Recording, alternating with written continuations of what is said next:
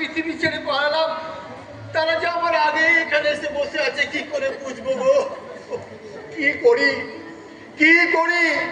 এই পিশাচগুলোকে আমি কোথায় পাঠাই?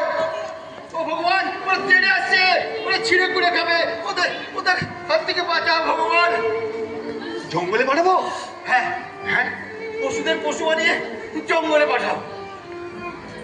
বাঘ না, ঠিক বলেছেন প্রভু। দাবি তো পুনর্জন্মের, তা বলে নরজন্ম দিতে হবে এমন কোনো কথা নেই। পশু জন্ম দিয়ে দিন, পশু জন্ম। বাঘ না না না, সিংহ না না না, থাবা মেরে মানুষের মেরে ফেলবে। তাও তো বটে, বরং গরু বানিয়ে দিন। সব কোটাকে গরু বানিয়ে দিন। গরু গরু? হ্যাঁ গরু। ওরা ঘাস খাবে আর মানুষের দুইয়ে ওদের দুধ খাবে। দিন দিন সব গরু বানিয়ে দিন।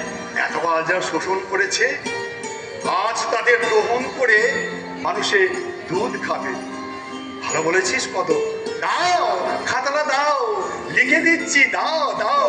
গো জন্ম এখানে লিখবো, আর ভেতরে সব কটা গরু হয়ে যাবে তৎক্ষণাৎ। ও, এই সামান্য বুদ্ধি তুই দিলি কত।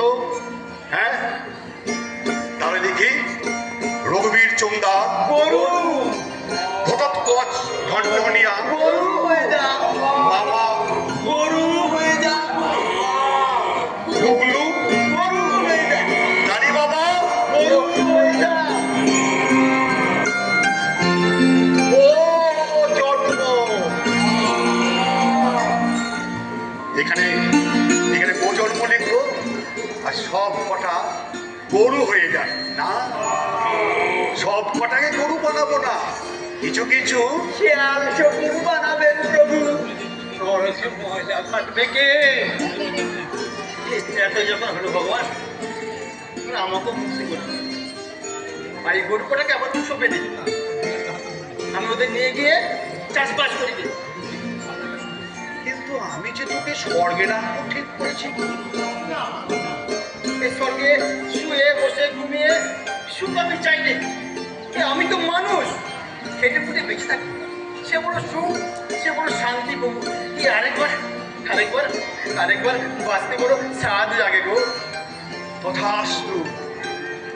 যাও কদম দাস, এই গরুগুলোকে নিয়ে যাও, এদের কাঁধে জল চাপিয়ে চাষ করো, চামড়া দিয়ে জুতো বানিও, শিং দিয়ে অস্ত্র বানিও।